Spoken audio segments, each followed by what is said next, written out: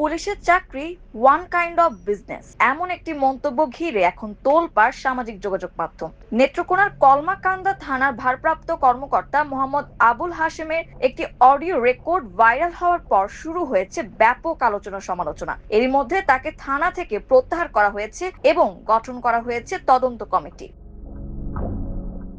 গতকাল শনিবার রাত ৮টার পর সামাজিক যোগাযোগ মাধ্যমে ছড়িয়ে পড়ে ৪ মিনিট ৪ সেকেন্ডের একটি অডিও রেকর্ড। ভাইরাল হওয়া সেই অডিওতে মোহাম্মদ আবুল হাশেমকে বলতে শোনা যায়, পুলিশের চাকরি ওয়ান কাইন্ড অফ বিজনেস, আমরা কেউ কাউকে ঠকাবো না, সবাই মিলেমিশে থাকবো।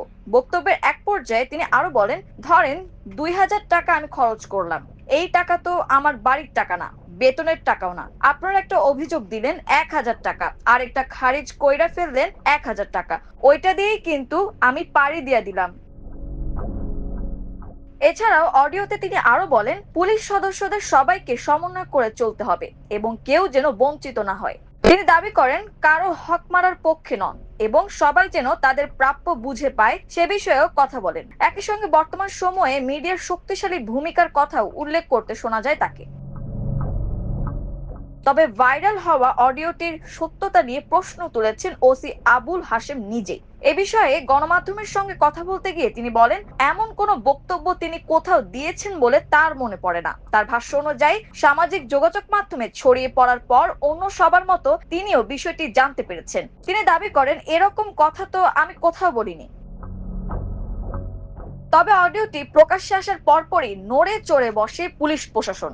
অভিযোগের গুরুত্ব বিবেচনায় ওসি আবুল হাশেমকে কলমাকান্দা থানা থেকে প্রত্যাহার করা হয়েছে।